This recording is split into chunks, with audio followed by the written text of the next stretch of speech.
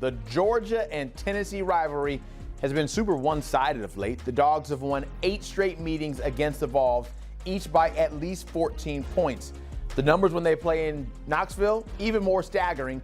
Georgia has won each of their past 4 visits to Knoxville by at least 24 points. Georgia is trying to start 3-0 yet again, and if they can, that would make it 11 straight consecutive seasons where they have gone 3-0. And over FBS for the past 50 years, that would put them right there at a tie with Alabama from 2004 to 2014. But look how tough it's been to play at Neyland Stadium lately. Since 2022, when you talk best home record, Tennessee right here on the graphic with Washington, Georgia, Alabama, Oregon, and there's Tennessee at 21-1 with the only loss coming against Georgia in 2023 when the Dogs were the #1 team in the country and won by 28. Let's take this convo a step further and bring in Jordan Hill for Georgia's 24/7 Sports and Patrick Brown, who covers Tennessee also for 24/7. Thanks for joining us, gentlemen. And Jordan, I want to start with you first and talk a little bit about Georgia because they haven't really been tested competition-wise to this point. And now you get Gunner Stockton getting his first road start. It comes at Neyland. How well does he need to play in order for the Dogs to win? I think he's going to be a big key on Saturday, and I think that, coming off of week 2, I think a lot of Georgia fans are anxious to see what Gunner Stockton does. Georgia won 28-6 over Austin Peay in week 2, but it wasn't really the offensive showing most people were expecting. Gunner Stockton really struggled to get the ball going downfield. He wound up with 234 passing yards, no touchdowns, no interceptions, but the vertical passing game was lacking against an FCS opponent. Pro Football Focus had his average depth of target at 3.2 yards, and that's not going to cut it against Tennessee, especially with what this Tennessee defense is capable of. So Gunner said after the game that they didn't play to the standard in week 2, and I think a lot of us are wondering if Georgia felt like they could hold back given the caliber of the opponent and given what awaited them in week 3 against Tennessee. So huge moment for Gunner on Saturday. He has had a good bit of experience over these last 9 months going into the SEC title game,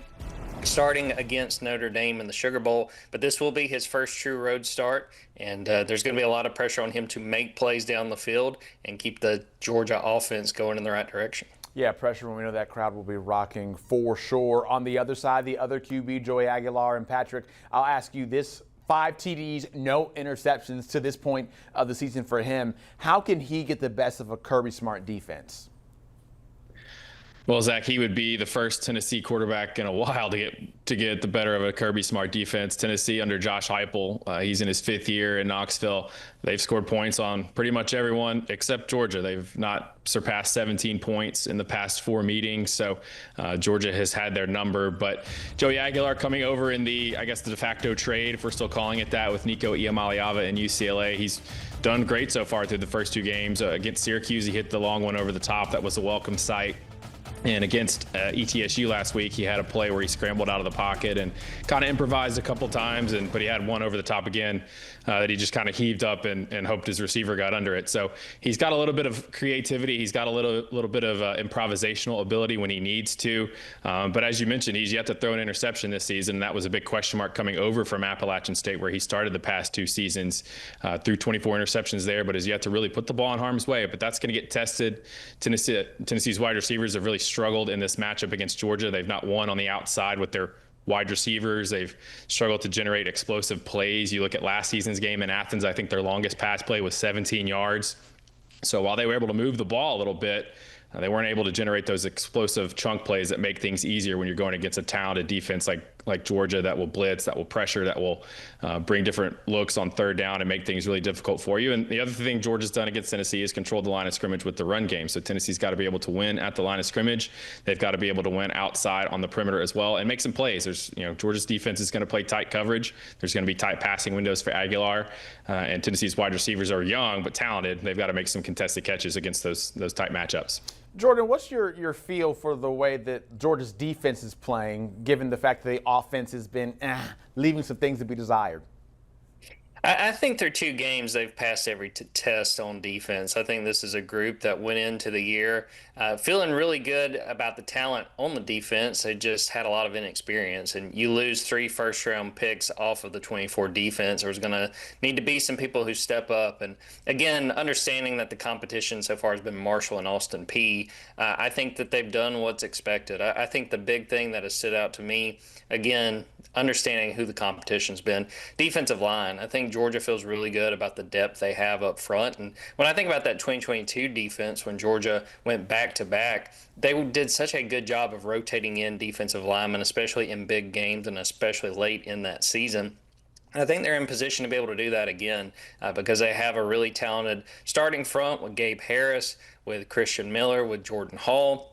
But some of the backups have really done a good job to date. Joseph Jonah Ajonye, Elijah Griffin, the 5-star freshman, has really impressed. Xavier McLeod, his second year in the program, he's done a really good job too. So looking at this defense, this is for sure their biggest test. And the areas that I'll be watching is really going to be the secondary and specifically strong safety. They've got KJ Bolden playing free safety. He's been phenomenal through 2 games, but they're still kind of getting settled at the other safety spot. Kyron Jones is a third-year player at Georgia. He kind of surprised us by getting the start in week 1. That's been a competition that's going on throughout the offseason. I think Tennessee's going to really test him and see if he's up for the challenge. And Kyron's a guy that's a very talented young defensive back, a guy that Georgia recruited. He was going to be a running back and go to NC State. They convinced him to leave his home state of North Carolina and come to Georgia.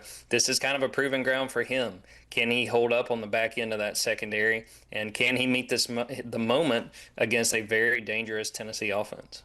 Yeah, Patrick, we heard a little bit of talk about that Vols secondary, and that's certainly somewhere when we make the transition over to injuries. The Vols taking some hits there. What's that defense looking like with the injuries, and what type of update can you provide us?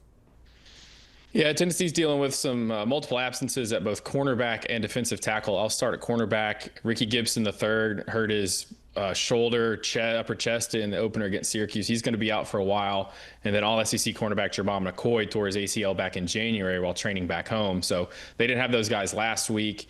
Gibson got hurt in the opener, and McCoy is yet to come back, although I still think Tennessee expects him to come back at some point this season. They've really not missed a beat there, though. They brought in Colton Hood, transfer from Colorado in the spring. He was one of the backups to Travis Hunter last season, played a lot as a redshirt freshman, actually began his career at Auburn. And at the other side, they plugged in a freshman in Ty Redmond, who's from the Atlanta area. And he was just a 3-star recruit, but he has fast-tracked his way onto the field. They both played really good tight man coverage.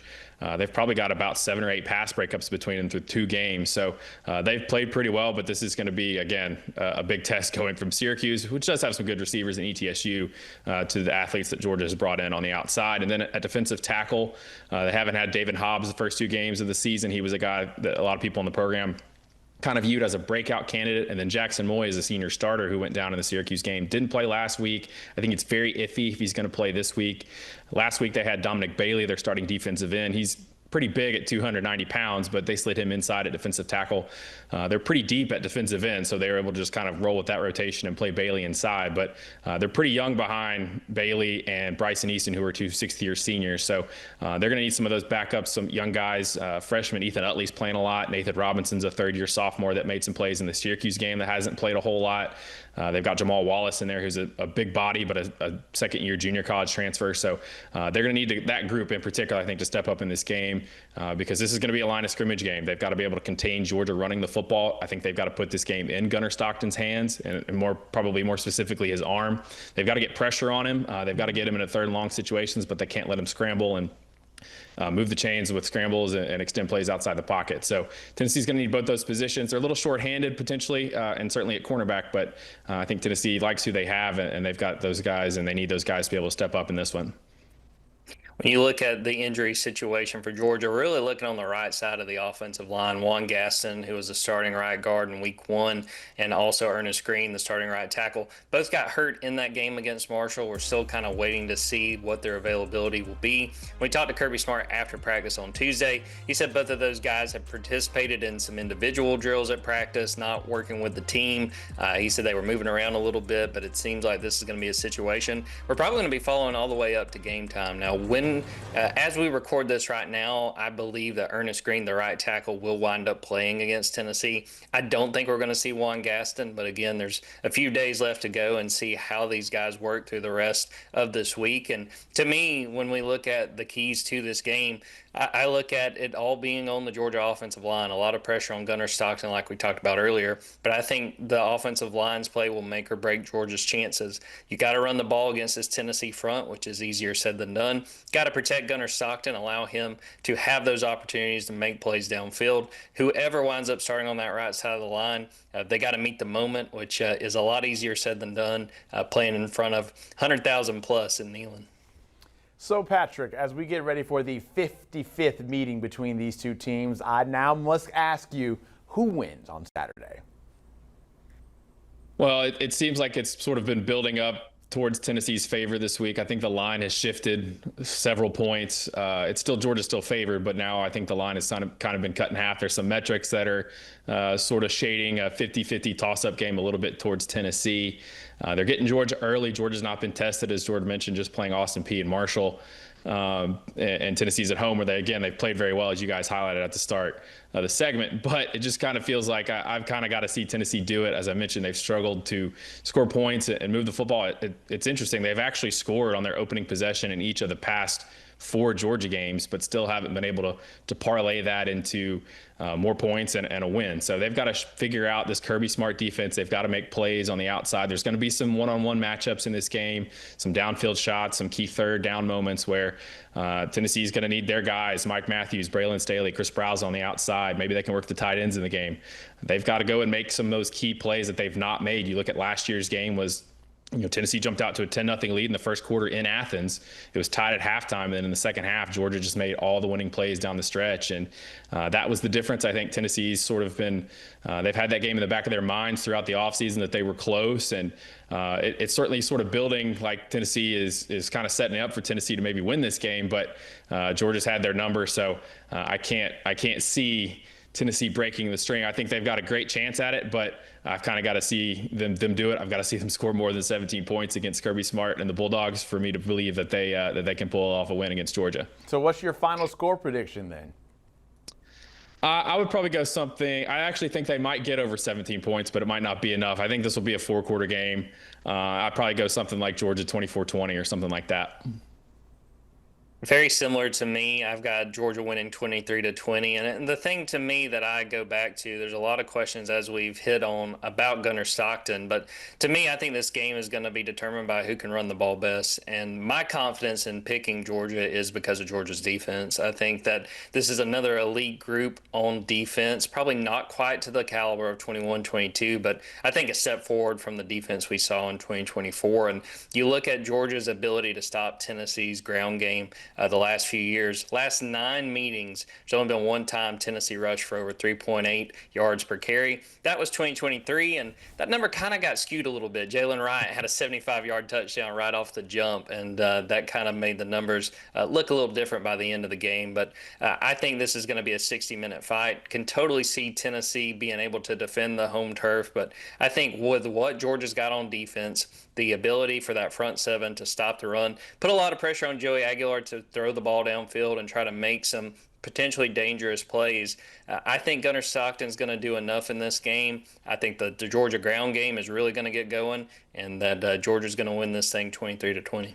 So if it does stay close, like both of you are predicting, it will stop the streak that Georgia is trying to become the second team in the SEC to ever win 9 straight games by 14 or more against another SEC opponent. Jordan Hill, Patrick Brown, thank you so much as we get ready for that big old SEC matchup. And all things college football can be found over on the CBS Sports College Football page. Tap into the gang and get all of the info like what we just gave you around the clock whenever you want it. You see that QR code, go ahead and scan it.